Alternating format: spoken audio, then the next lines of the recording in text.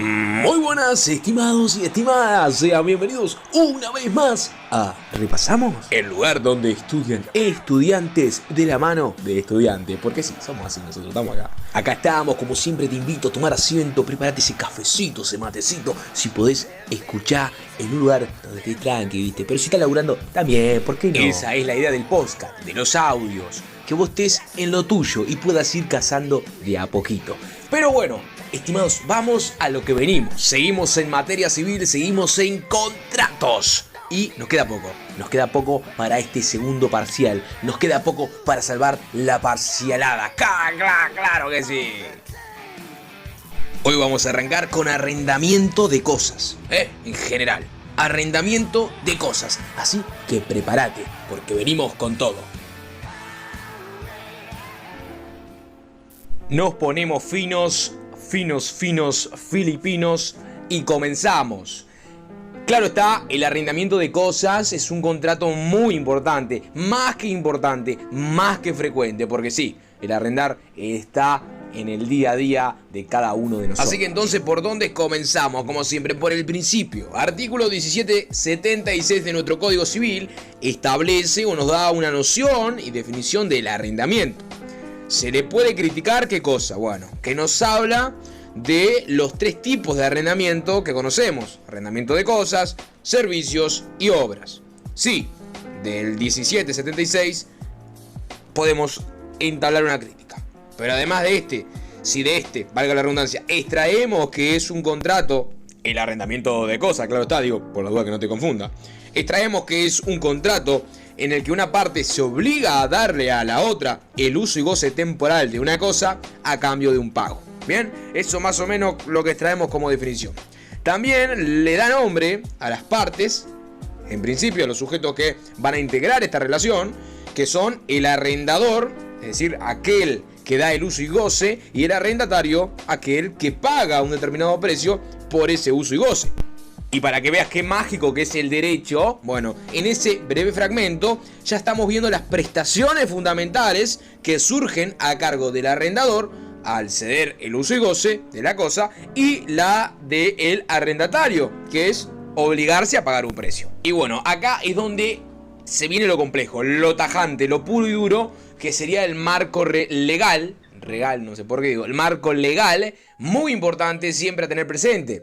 Los contratos de arrendamiento de cosas, bienes inmuebles, se regulan por el Código Civil en los artículos 1778 a 1830, es decir, una articulación densa, linda y hermosa. Después tenemos el Decreto Ley 14.219, que sería el de arrendamientos urbanos y suburbanos. Y después tenemos la Ley 19.889, la LUC, en su artículo, en sus artículos 421 a 459 en cuanto a arrendamiento de garantías. Las últimas modificaciones que seguramente habrás escuchado. Entonces, bien, remarco nuevamente, todo esto, este marco legal importante, lo vemos en cuanto a cosas inmuebles, cuanto a bienes inmuebles. Ahora, arrendamiento de bienes muebles se rige únicamente por el Código Civil. Ahí tenemos diferenciación, claro que sí. Marco legal para inmuebles tenemos tres: Código Civil, Decreto Ley, y arrendamiento de cosa mueble solamente y únicamente nos guiaremos por el Código Civil. Te tiro ahí bien fugaz las principales características de los regímenes legales que hemos mencionado en cuanto a bienes inmuebles. El decreto 14.219 tiene aplicación con carácter general para los inmuebles fincas que fueran construidas con anterioridad a el 2 de junio del 68. Si se trata de una casa antes del 68, ahí tenemos que ver si no tiene aplicación el decreto. ¿Cuál es la característica? Te preguntarás. Bueno, la regulación de este decreto es proteccionista del arrendatario. ¿Qué quiere decir esto? Bueno, básicamente que se establecen normas que protegen al arrendatario. Lo principal es el tema de los plazos, el tema plazos mínimos. Y bueno, estos plazos mínimos van a construirse en base al beneficio del arrendatario y sus disposiciones legales de regla, salvo que se establezca en lo contrario, son de orden público. O sea que entendemos que la autonomía de la voluntad de las partes pueden ir o puede funcionar siempre y cuando no se interponga o no contravenga el orden público. Por lo tanto, los plazos mínimos legales se van a cumplir en cuanto a lo que establezca el decreto. ¿Por qué? Porque aunque las partes digan, no, plazo mínimo tanto, no. Estamos yendo contra el orden público, estamos yendo contra un decreto. Por lo tanto, los plazos van a quedar fijados en base a ese decreto. Ahora, no toda construcción anterior al 2 de junio del 68 encuadra. Es decir, no toda queda comprendida por este régimen legal. Hay ciertos arrendamientos que quedan excluidos de la regulación. Ahora te preguntarás, ¿cuáles son los casos que se prevén? En los que se prevén las situaciones excluidas. Bueno, son los previstos por el artículo 28 y 114 del decreto. Porque en sí, como ya dijimos, la regulación busca proteger al arrendatario y en cierta medida al arrendatario del bien.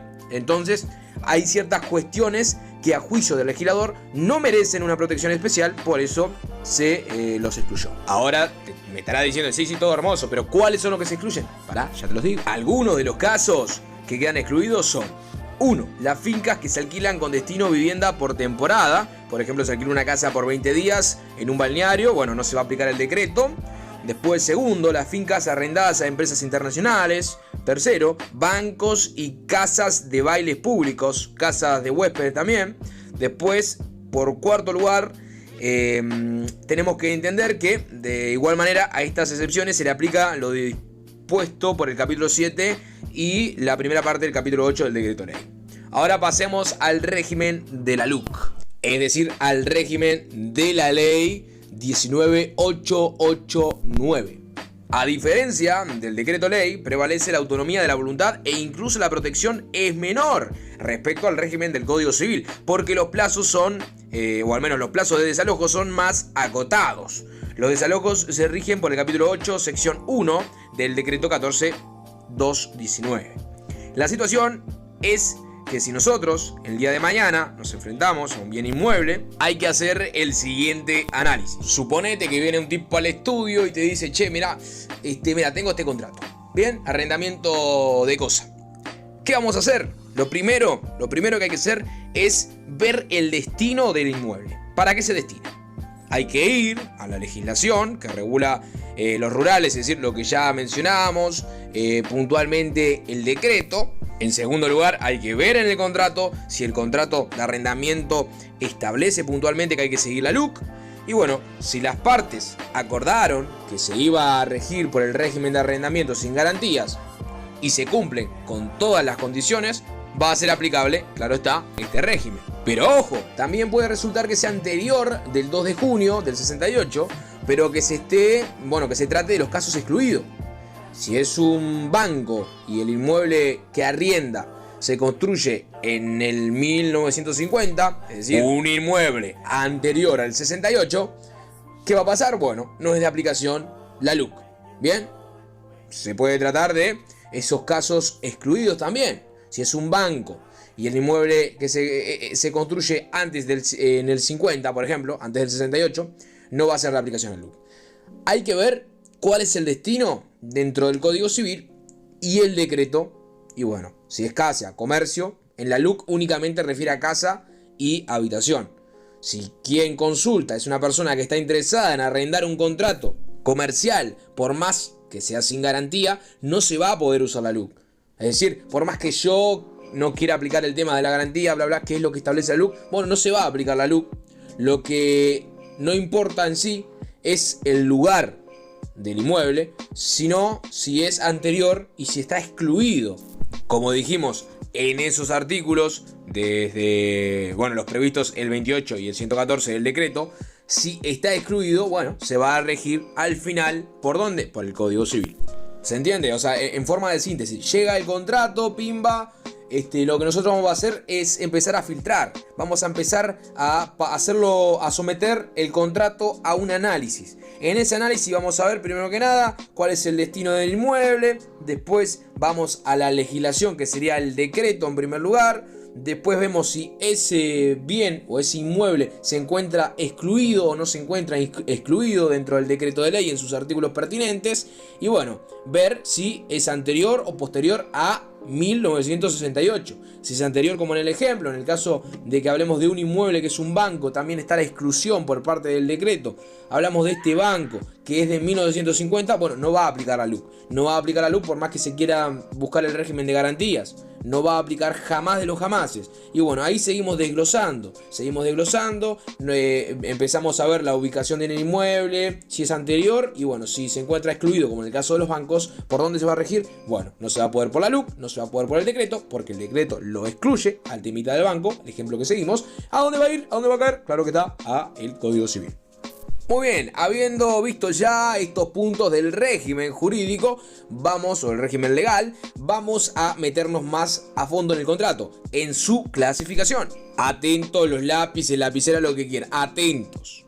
Según su uso económico, bueno, es un contrato de cambio, ya que transfiere el uso y goce de una cosa, pero es una transferencia temporal de la cosa. Bien, hablamos de algo que se debe restituir, una obligación de restituir por la otra parte o por la contraparte, como quieran llamar. Otra clasificación es un contrato bilateral. Las obligaciones del arrendador y del arrendatario son obligaciones sinalagmáticas, están en pie de igualdad. Si el arrendador no cumple con su obligación, el arrendatario puede aplicar excepción de contrato no cumplido o pedir la resolución del contrato. Es oneroso porque ambas partes se gravan recíprocamente en beneficio de la otra. Estos gravámenes son equivalentes, como ya hemos dicho. Dentro de los onerosos es un contrato conmutativo, según lo establecido el artículo 1250.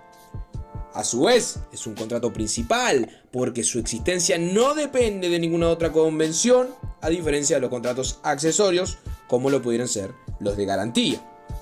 Es un contrato consensual, eso, bueno, desprende, mejor dicho, del inciso tercero del 1556. Entonces, repasito fugaz: contrato de cambio, bilateral, oneroso. Dentro de los onerosos es conmutativo, es un contrato principal y es un contrato consensual.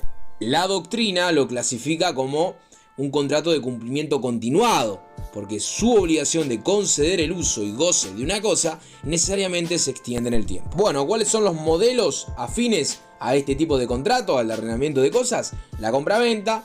La diferencia es que la transferencia en la compraventa es definitiva.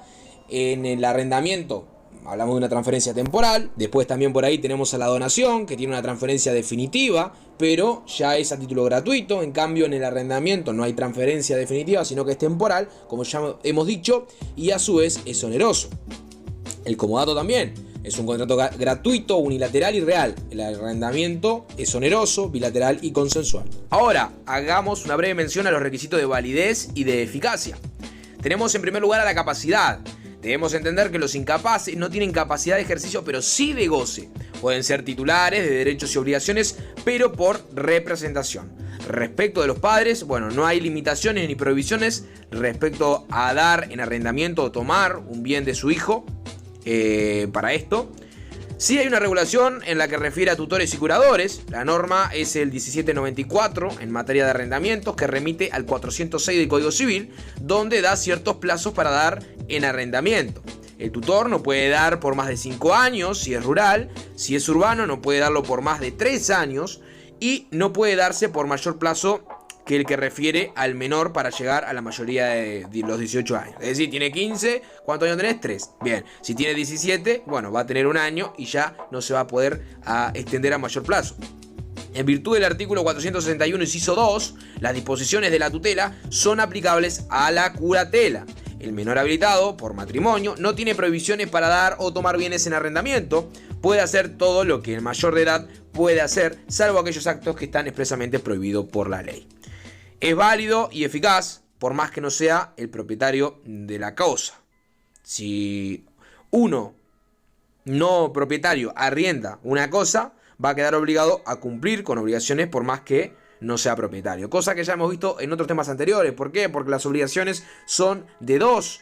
Si aparece después el propietario, bueno, y podrá tener su mecanismo para manifestar sus quejas. Sin embargo, las obligaciones las tienen las partes y, bueno, las partes que se vinculan entre sí, ¿no? Ahora, legitimación para arrendar. El propietario puede arrendar. ¿Por qué? Porque tiene derecho de uso y goce. Lo mismo el usufructuario, pero el contrato de arrendamiento se extiende a lo largo del usufructo. Es decir, si el usufructo se plantea que me van a dar una casa, o al menos una casa con un terreno con donde hay 2 casas, bueno, me lo dan por 10 años, yo por 10 años puedo arrendar una de las casas y voy a vivir en otra, ¿no? Bueno, si el derecho de usufructo se resuelve antes de lo que hubiese sido pactado, como ya hemos visto seguramente en otros cursos, por ejemplo, el fallecimiento, la defunción de la persona a la quien se le da en usufructo, bueno, el contrato se va a terminar con eso mismo, ¿no? Se termina el usufructo, se termina el arrendamiento. Ahora, legitimación receptiva o poder normativo negocial. La aptitud, ¿qué es esta? Bueno, es la aptitud del sujeto para poder ser parte, según lo establecido el artículo 181. Si yo le doy a alguien mi propiedad para que la administre, no la puede arrendar salvo que yo lo consienta. Es decir, no puede hacer algo en contra de mi consentimiento, porque todo acto contra mi consentimiento va a ser nulo. El consentimiento, bueno, es consensual en este tipo de contratos. Ahora, el objeto, si bien Gamarra en los tomos relativos al contrato habla de que el objeto en sí son las cosas, es decir, lo que se va a arrendar y el precio que se va a pagar por ella, hoy día, esa teoría no es aceptada, o no es la más aceptada. Bueno, no es aceptada puntualmente, porque no hablamos de la cosa, sino que estamos hablando de la prestación. Apunten, rayen, remarquen. No es la cosa el objeto del arrendamiento, sino la prestación, la obligación mutua. Plazos del contrato, algo que mencionamos brevemente, pero bueno, vamos a hacerle un hincapié ahí. Vamos a pararnos y darlo todo por este tema. En cuanto a plazo, se habla del plazo porque el uso y goce existe de forma temporal, es decir, no es definitiva. Si no, no sería un arrendamiento, sería una compraventa, porque podría disponer como quisiera de su propiedad. Bien, entendiendo que es un arrendamiento, hablamos de un uso y goce de forma temporal, no definitiva. El plazo se establece o no se establece, depende. La ley establece mecanismos para poder determinar la finalización del contrato, aunque las partes no lo establecieran. El régimen aplicable no determina si usamos el Código Civil o el Decreto Ley. Esto es importante en materia de plazos, ya que el Decreto Ley establece plazos mínimos legales y el Código Civil es de libre constatación. ¿Qué nos dice el Decreto Ley? Bueno, el Decreto Ley nos dice que sí, existen los plazos mínimos, pero ¿qué es lo que hay que hacer? Hay que ver cuál es el destino de la cosa, es decir, si está destinado a industria o comercio o a casa habitación. Es necesaria la distinción, ¿por qué? Para diferenciar los plazos mínimos. El artículo 3, inciso final de este mismo decreto, establece que para el contrato de arrendamiento de casa o habitación el plazo mínimo es de 2 años y en el caso de industria y comercio el plazo mínimo es de 5 años. Y ahí te preguntarás, ¿qué pasa si un contrato de arrendamiento con destino de industria y comercio se pacta un plazo de 3 años, siendo que el mínimo es de 5? Bueno, el mismo decreto establece el procedimiento en sí, qué es lo que hay que hacer. Si se establece un contrato de 5 años, de 3 años, y no de 5, se va a ampliar ese plazo a 2 años más. Es decir, se van a agregar 2 años por el mínimo legal. En caso de destino, casa, habitación, según el artículo 4, establece el arrendamiento, al arrendatario, otro beneficio. Estás 2 años y se le suma 2 años más de prórroga legal, siempre de vuelta en favor del arrendatario. ¿Por qué? Porque acá apuntaba este decreto a amparar a el arrendatario. Es automático, se va a poner estos 2 añitos de más. Bien, plazo de desalojo. Para el decreto es de 1 año. En el Código Civil son 180 días. Atención, ahí diferencia. Para el decreto 1 año de desalojo, para el código 180 días. Bien, hablamos de plazos mínimos, vamos a plazos máximos. Plazo máximo de 15 años o bienes hipotecados 4 años, que sería la contraparte. El plazo máximo son 15 años y si referimos a bienes hipotecados son 4 años. En cualquiera de los regímenes, cuando se vence ese plazo, se sigue el contrato, si se quiere, claro está, o no se sigue.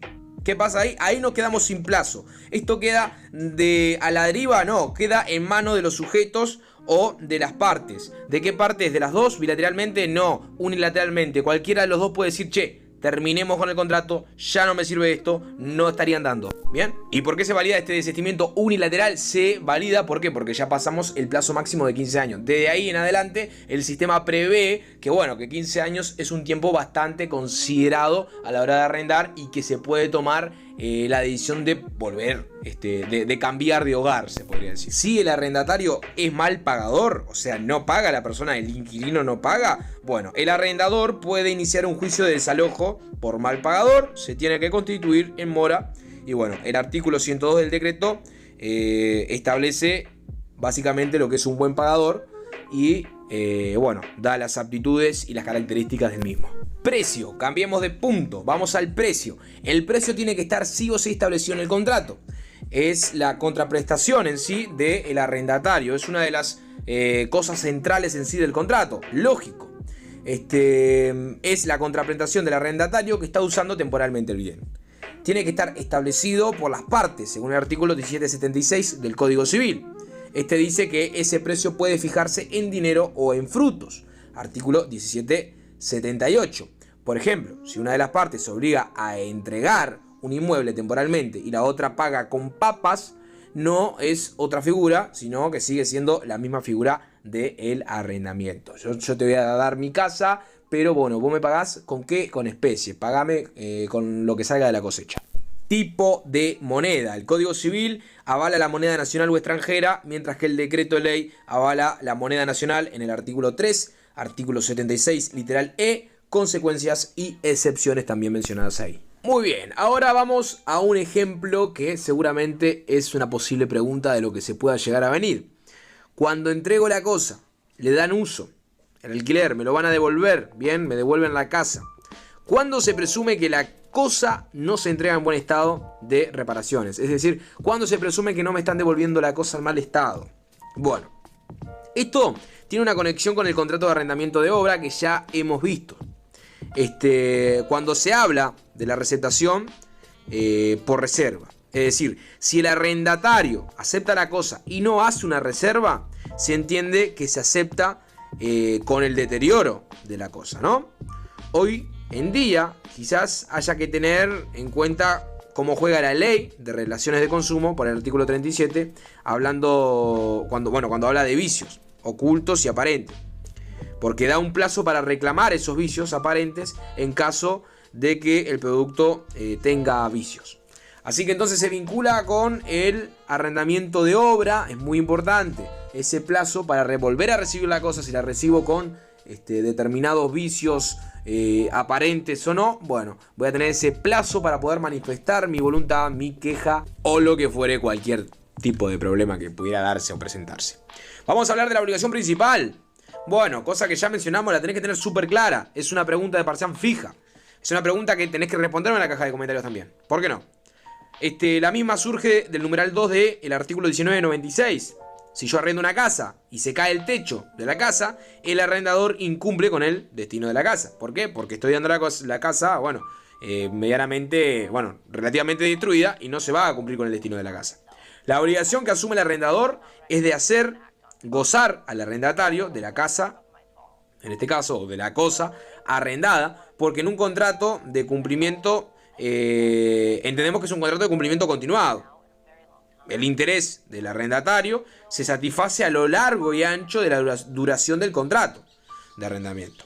Como consecuencia, vamos a ver que la ley pone a cargo al arrendador la obligación de hacer todas las reparaciones necesarias e incluso las locativas, que son un tipo de reparación que cuando se promueve el daño o la destrucción por el caso fortuito o fuerza mayor establecido en el artículo 1798. Finalmente, otra norma vinculada a mantener la cosa en buen estado es el artículo 1799. Y bueno, el arrendador responde de las vías de hecho suyas, es decir, las cosas de hecho suyas. Saneamiento en materia de arrendamiento. Bueno, acá no es una garantía, sino una obligación especificarlo. Artículo 1804. Es la norma que regula la garantía por vicios ocultos en arrendamientos. El arrendador responde de los vicios o defectos que impidan el uso y goce de la cosa. Y por último, pero no menos importante, las obligaciones del arrendatario. El artículo 1811 las enumera y los siguientes artículos la van a ir desarrollando. El 1812 desarrolla el numeral primero, el cual establece que usar la cosa la cosa se debe usar según el espíritu del contrato, y en caso de rescisión, la indemnización que puede pretender el arrendador es las rentas caídas, es decir, los alquileres caídos. Esto surge del artículo 1823. O sea, yo quiero arrendar una casa o suponete un local, pero justo cae la pandemia. Uy, qué macana. Y bueno, voy a tener 5 o 6 meses que no voy a abrir. Y si no abro, esos meses, bueno, lo voy a poder reclamar a mi arrendatario. Dama, caballero, 25 minutos, 26 minutos nos llevó este temazo. Un tema bastante denso, pero bueno, tratamos de darle todo el palo que se merece para que quede en vuestras cabezas. Estimados y estimadas, nos vemos en la próxima con más contenido de contratos, porque sí, sigue para larga. ¡Claro que sí! Nos vemos en la próxima. ¡Chao, chao!